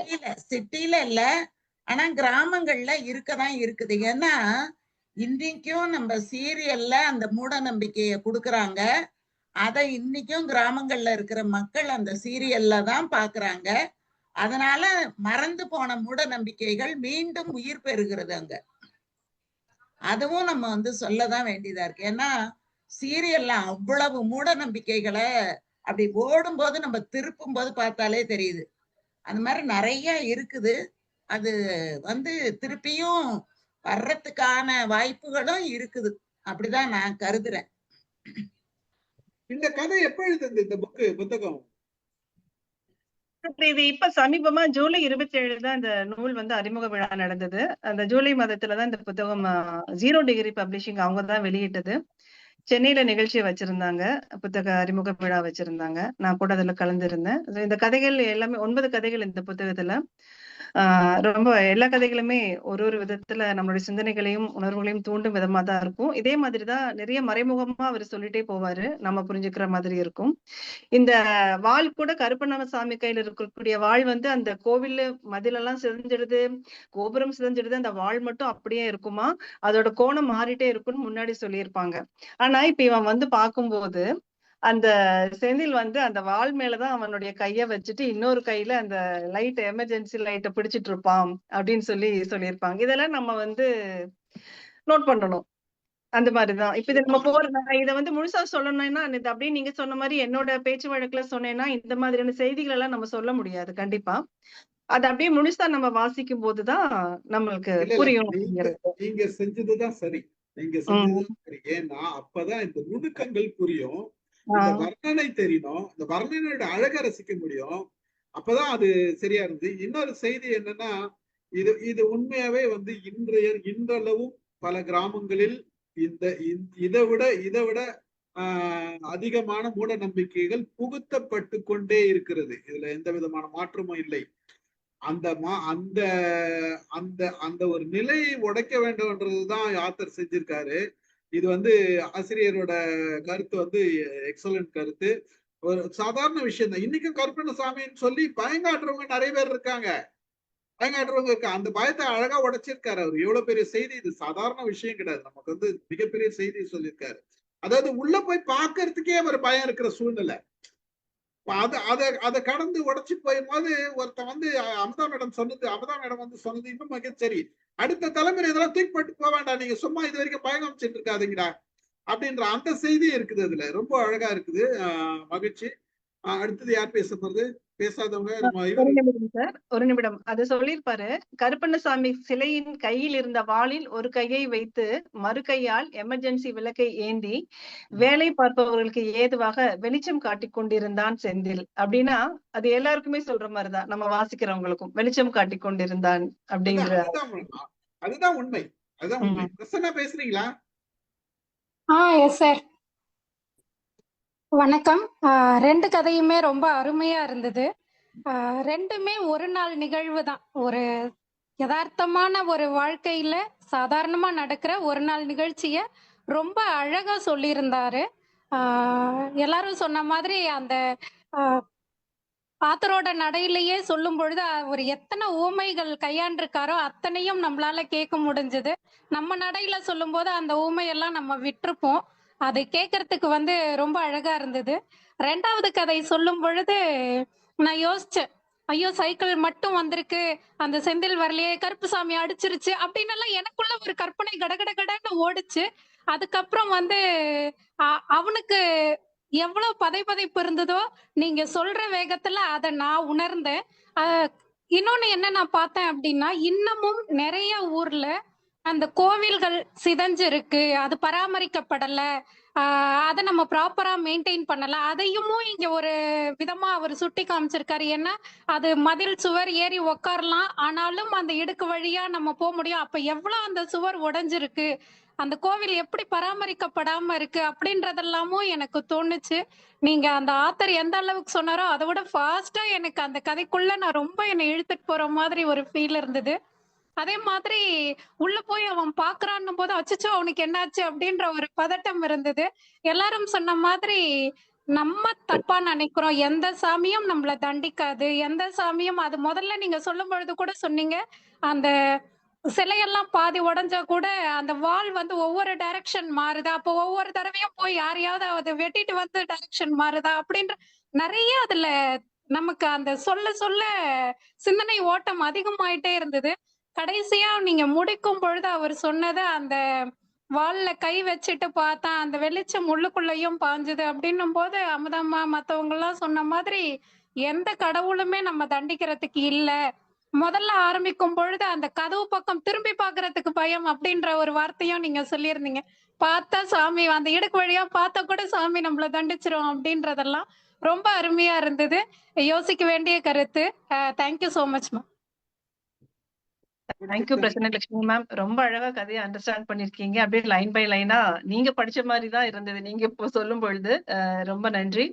அவருடைய புத்தகங்கள் அனைத்துமே வந்து மிளிர் பதிப்பகம், டிஸ்கவரி புக் சேனல்ஸ் அந்த மாதிரி பெரிய பதிப்பகங்களை வந்து வெளியிட்டு இருக்காங்க. உங்களுக்கு ஏதாவது கண்டிப்பா நான் புத்தகம் படிக்கிறேன். டெஃபினட்டா. கண்டிப்பா நீங்க கேளுங்க. சார் கிட்ட, ஸ்டீஃபன் சார் கிட்ட சொல்லிட்டு சொன்னீங்கன்னா நான் உங்களுக்கு அது எப்படி ரிசீவ் பண்ண. அது அப்படியே நீங்க சொல்ல சொல்ல கதைக்குள்ள இழுத்துட்டே போற மாதிரி தான் நான் ஃபீல் பண்ணினேன். அருமை அருமை பிரசன்னா. சித்ரா வாங்க. வணக்கம் சார். வணக்கம் மேம். கதையினுடைய போக்கு வந்து ரொம்ப பிரமாதமா இருந்துச்சு. நான் இதை வந்து மாணவர்கள் நான் கதை சொல்லும் போது கூட வரி வரியா தான் சொல்லுவேன். ஏன்னா அதுல இருக்கக்கூடிய எதுவுமே மிஸ் ஆயிடக்கூடாது. அந்த அந்த கேரக்டர் எப்படி பேசுறாங்க அப்படிங்கிறது அதை நான் வரி வரியா சொல்லும் போதுதான் அது டிஃப்ரெண்டா அது ஒவ்வொரு கேரக்டருடைய ஸ்டைலுக்கு தகுந்த மாதிரி நம்ம பேசுவோம். அப்போ குழந்தைகளுக்கு அதுவே வந்து ஒரு நீரோடை போல அப்படி கதை சொல்ற அந்த பாணிக்குள்ள வந்துரும். நான் ரொம்ப ரசிச்சேன் மேம். ரொம்ப அருமையா இருந்துச்சு. அதாவது அந்த குழந்தை கூட அந்த சொம்பு வச்சுட்டு விளையாடுறது வந்து அந்த இடத்துல ரொம்ப கஷ்டமாவே இருந்துச்சு. அந்த ஃபீலிங்ஸ் வந்து சிரிக்கிறாங்க, ஆனா அந்த பெண்ணுக்குள்ள எவ்வளவு ஒரு வலி இருக்கு அப்படிங்கறத உணர வச்சுது. நான் ரீசெண்டா எங்க ஊர்ல ஒரு பையன் ஒரு 23 ஏஜ் இருக்கும், இறந்து போயிட்டான். அப்ப வந்து வயிற்றுல குழந்தை இருக்கு. அப்போ இந்த சடங்கு வந்து பண்ணுனாங்க. என் கண் கூட நான் பார்த்தேன் இதை. இவ்வளவு அறிவுபூர்வமான உலகத்திலயும் இப்படிப்பட்ட நிலைமையா அப்படிங்கறது கண்கூட அதை பார்த்தா இந்த ஒரே ஒரு பாயிண்ட் தான் அந்த வச்சு இந்த சமூகத்துல ஒரு பெண் வந்து எவ்வளவு ஒரு இன்னல்களையும் கஷ்டங்களையும் அனுபவிக்கிறா அப்படிங்கறத ஆசிரியர் ரொம்ப அழகா சொல்லியிருக்காரு. அவர் கண்டிப்பா சல்யூட் பண்ணணும். வாழ்த்துக்கள் மேடம். ரொம்ப ரொம்ப சூப்பரா சொன்னீங்க. இந்த பாணியை நீங்க கடைபிடிங்க. கேட்கறவங்க ரொம்ப ரொம்ப அருமையா இருக்கும். Thank you ma'am. மகிழ்ச்சி, நன்றி. முடிச்சுக்கலாமா? வேற யாருன்னா பேசுறீங்களா? நீங்க எதனா சொல்லணுமா சொன்ன மாதிரி? சார், நான் உங்க எல்லாருக்குமே வந்து நன்றியை தான் தெரிவிச்சுக்கணும். அவ்வளவு அழகா கதைய நீங்க எல்லாருமே உள்வாங்கி நீங்க வந்து அந்த கதையை படிச்ச மாதிரியும் புத்தகத்தை கையில வச்சு வாசிச்சுட்டு கருத்து சொல்ற மாதிரியும் இருந்த அளவுக்கு நான் அந்த கதையை உங்களுக்கு வாசிச்சிருக்கேனா இல்ல அவருடைய எழுத்துகள் உங்களுக்கு அழகா வந்து உங்களுடைய எண்ணங்களை வந்து இது பண்ணிடுச்சா அப்படிங்கறதுதான் எனக்கு ரொம்ப மகிழ்ச்சியா இருக்கு. அனைவருமே நல்ல ஒரு கருத்து பின்னூட்டங்களை கொடுத்தீங்க. கண்டிப்பா அவர் அலுவல் ஏதாவது வேலையா இருப்பாங்க. இந்த ரெக்கார்டிங் நான் அவருக்கு கண்டிப்பா அனுப்பி வச்சுட்டு, ஏன்னா இது எல்லாமே வேல்யூபிள் ஃபீட்பேக். ரொம்ப அழகான, ஏன்னா ஒரு வாசகனுடைய ஒரு வார்த்தையும் வந்து அவங்க படைப்பாளர்களுக்கு வந்து ஒரு நல்ல ஒரு உற்சாகத்தை கொடுக்கும் அப்படின்னு சொல்லுவாங்க. ஏன்னா நம்மளுடைய குழந்தைய பத்தி பாராட்டும் போது எப்பவுமே நம்மளுக்கு ஒரு சந்தோஷம் வரும் மற்றவங்க பாராட்டும் போது. அந்த மாதிரிதான் கண்டிப்பா எவ்வளவு பெரிய எழுத்தாளரா இருந்தாலும் ஒரு வாசகனுடைய ஒரு எழுத்துல ஒரு பாராட்டு சொன்னா கூட அவங்களும் மகிழ்ச்சி அடைவாங்க அப்படிங்கிறது. கண்டிப்பா அவருக்கு நான் நம்மளுடைய ரெக்கார்டிங் நான் அவருக்கு லிங்க் அனுப்பி கொடுக்குறேன். அவருடைய சாருக்கும் ஃபீட்பேக் நான் அவர் என்ன சொன்னாருன்னு கொடுக்குறேன். ரொம்ப நன்றி. இவ்வளவு பெரியவங்க நீங்க அத்தனை பேருமே எனக்கு ஒரு வாய்ப்பு கொடுத்து என்னோட கதையை நீங்க எல்லாம் இவ்வளவு நேரம் ஒதுக்கி கேட்டு இந்த மாதிரியான ஒரு நல்ல ஒரு பாசிட்டிவான ஒரு ஃபீட்பேக் கொடுத்ததுக்கு எனக்கு ரொம்ப மகிழ்ச்சியா இருக்கு. கதாசிரியர் நரசிம் அவர்களுக்கும் ஸ்டீபன் சார் அவர்களுக்கும் மற்றும் இணைப்பில் உள்ள அனைவருக்குமே என்னுடைய மனமார்ந்த நன்றினை தெரிவித்துக் கொள்கிறேன். ரொம்ப நன்றி சார். மகிழ்ச்சிமா, நன்றி. நான் சில கருத்துக்களை சொல்லணும்னு நினைக்கிறேன் நானு. அதாவது அந்த முதல் கதையில வந்து குழந்தை உறங்கும் பொழுது போய் தொட்டு பாக்குறது, குழந்தை எப்படி இருக்காது, இது வந்து ஒரு இயல்பாவே சாதாரண மனிதர்களுக்குள்ள வரக்கூடிய ஒரு ஒரு நினைப்பு. அந்த நினைப்பை வந்து ஆசிரியர் அங்க சொல்லியிருக்காரு, ரொம்ப அழகா சொல்லியிருக்காரு. அப்புறம் அவங்க மைதானத்துல வளர்த்தின அந்த அந்த அவங்க நண்பர்களோட தோழர்களோட வளர்த்தின அந்த செய்தியெல்லாம் சொல்லியிருக்காரு. இதுல ரொம்ப அழகா யாரும் இல்லாத தனிமை, நேரம் போகவே இல்லை முதல்ல, அப்புறம் போயிடுது. காய்கறி கடை அந்த ஒரு சத்தம் கொடுக்குறாங்க, அப்புறம் அவங்க போறது, அதாவது அங்க வராங்க, அவங்க அப்புறம் எப்படி போறாங்கன்றது சொல்றாரு. இந்த பறவைகள் ஒப்பீடு வந்து ரொம்ப அழகா இருந்தது. பறவைகள் அழுவதில்லை, யார் சொன்னது? அது இதெல்லாம் வந்து அந்த பறவைகளோட, அதுலயும் பறவைகள் வந்து 2வது கதையிலயும் பறவைகள் வருது. அதுல அதை விட இன்னொரு விஷயம் வந்து இந்த குழந்தைகிட்ட இருந்து ஒரு புன்முறுவல் வருதுன்னு சொல்றாரு. அது அந்த அந்த அந்த அந்த அந்த அந்த இடத்துல இருக்கக்கூடிய இயல்பு. அது குழந்தை வந்து தூங்கும் போது ஒரு சின்ன சிரிக்கும் குழந்தை. அது அழகா சொல்லியிருக்காரு. அந்த மாதிரி பல நுணுக்கமான செய்திகள் இங்க இருக்குது. இங்க முக்கியமான செய்தி என்னன்னா அது தலைப்பு. அந்த தலைப்புக்குரிய செயல் சொம்பு நீர்ப்புன்றதுல அந்த எத்தனை பூ போட்டாங்க, அந்த 3 பூ போட்டாங்கன்ற செய்தி எல்லாருக்குமே தெரியுமானா தெரியாது. அமுதா மேடம் சொல்லல அப்படின்னா நீங்க விளக்கம் கொடுத்துருக்கோம். எனக்கு கூட அந்த அந்த அது அதாவது ஒரு சடங்கு செய்யறாங்க அப்படி இந்த இந்த பெண்மணி வந்து கைம்பெண் அப்படின்றத உணர்த்துறாருன்றது தெரியுது. அது வந்து ஒரு சடங்கு, அந்த சடங்குல இவ்வளவு செய்தி இருக்குது. இந்த 3 மாச குழந்தை கர்ப்பமா இருக்கிறாங்கன்ற செய்திய மறைமுகமா ஒரு ஒரு ஊர் மக்களுக்கு சொல்லக்கூடிய செய்திய அழகா சொல்லியிருக்காருன்றது ரொம்ப இது வந்து தெரிஞ்சுக்க வேண்டிய ஒரு செய்தி. இது ஊர்ல இருக்கிறவங்க எல்லாம் தெரிஞ்சுக்கிறாங்களே, இப்படி ஒரு நடவடிக்கை நம்ம பண்பாட்டுல இருக்கு, இது நம்ம பல கிராமங்கள்ல இருக்குது அப்படின்ற செய்தியை வந்து அழகா சொல்லியிருக்காரு. ஒரு கைம்பெண்குரிய அதாவது அவங்களுக்குரிய உணர்வு, அந்த நண்பனை எதிர்பார்த்து தோழரை எதிர்பார்த்துட்டு உட்கார்ந்து இருக்காங்க, அவங்களும் வந்தாங்களா வரலையான்றத சொல்லி பிடிக்கல கதை. அது வந்து அது ஒரு கதையோட ஒரு ஏக்கத்தை கொடுக்குறது. அந்த கிளைமேக்ஸ்ல ஒரு ஏக்கம் வர இல்லையா, அந்த மாதிரி ஒரு ரொம்ப அழகா இருந்தது அந்த கதை. 2வது கதையும் வந்து மிதிவண்டி அந்த பையன் மிதிக்கிறதுல இருந்து, அந்த கோயில் சந்தில பாக்குறதுல இருந்து, அந்த கடைசியா போய் அந்த கோயில் உள்ள போய் அந்த தொன்மொன்னும் அது ஏதோ ஆராய்ச்சி பண்றதுக்கு வரப்போறாங்கன்னு நான் அப்படின்னு நினைச்சேன். ஆனா அது இல்ல. அந்த கதை சொல்ல வந்த கதையே வந்து ஒரு மூட நம்பிக்கை. அந்த மூட நம்பிக்கையை உடச்சு போட்டு தூக்கி போட்டு போறாங்க இன்னைக்கு பிள்ளைங்களுக்கு வந்து அந்த சந்தர்ப்பம் இருக்குது. கோயில் பத்தி அனாவசியமா யாரும் நினைக்காதீங்க அப்படின்ற ஊர் மக்களுக்கு சொல்லக்கூடிய செய்தி இருக்குது. ரொம்ப ரெண்டு கதையும் பிரமாதமான கதைகள். அழகா நீங்க சொன்னீங்க. நீங்க சொன்னது வந்து ஒரு பாணியா இருந்தாலும் அது கரெக்டா தெளிவான நீரோட எப்படி ஓடுமோ அந்த மாதிரி ஒரு இதுவா சொன்னீங்க. மகிழ்ச்சி. அந்த வாசத்தினாலதான் அந்த கற்பனை வளமும் சுத்தி இருக்கிற சூழலும் எங்களுக்கு புரிந்து கொள்ள முடிந்தது. ஒரு அருமையான 2 கதையை கொண்டு வந்து எங்க தளத்துல இவ்வளவு நேரம் சொல்லி எங்களெல்லாம் இவ்வளவு சிந்திக்க வைத்ததுக்கு உங்களுக்கு நன்றி. இந்த கதையை எழுதிய ஆசிரியருக்கு எங்கள் மைண்ட் யுவர் மைண்ட் இன்டர்நேஷனல் குழுவின் சார்பாக அவருக்கு பாராட்டுதலையும் நன்றியும் தெரிவித்துக் கொள்கிறோம். கலந்து கொண்ட அனைவருக்கும் நன்றி கூறுகிறேன். நிகழ்ச்சியில ஒரு முத்தாய்ப்பா நீங்க சொல்லுங்க. சார், இது ஆக்சுவலாக இது ஒன் டே டெஸ்ட் மேட்ச் மாதிரி ஒரு நாளில் இந்த நிகழ்வை வந்து அவங்க சொன்னாங்க. எழுத்தாளரோட எண்ணங்களை அவங்க மூலமா, அதாவது லோட்டஸ் வந்து அப்படியே பிரதிபலிச்சாங்க. சொன்ன விதம் நல்லா இருந்தது. வாழ்த்துக்கள். தேங்க்யூ. அதுதான் சொல்லணும்னு நினைச்சேன். சொல்லுங்க சார். அந்த சொம்பு நீர் பூ அப்படின்ற அந்த வார்த்தையே நான் இப்பதான் சார் முதல் முறையா கேட்டிருக்கேன். எனக்கு இந்த மாதிரி ஒரு சடங்கு இருக்கு அப்படின்றதெல்லாம் எனக்கு தெரியாது. ஸோ இது டோட்டலி எனக்கு புதுசா இருந்தது. அதனால தேங்க்யூ. அருமை பிரசன்னா, நன்றி. கலந்து கொண்ட அனைவருக்கும் நன்றி கூறுகிறேன். செந்தாமரைக்கும் எங்களோட குழுவிற்கு வந்து நீங்க இவ்வளவு அழகா கதை சொன்னதுக்கு எங்களுக்கு மகிழ்ச்சி. நன்றியும் உங்களுக்கு. நீங்க தொடர்ந்து எப்போனா வரலாம். நீங்க இப்ப நேரம் கிடைக்கும் போதெல்லாம் வரலாம். வாருங்கள். அனைவருக்கும் நன்றி கூறி நிகழ்ச்சியை நிறைவு செய்கிறேன். நன்றி.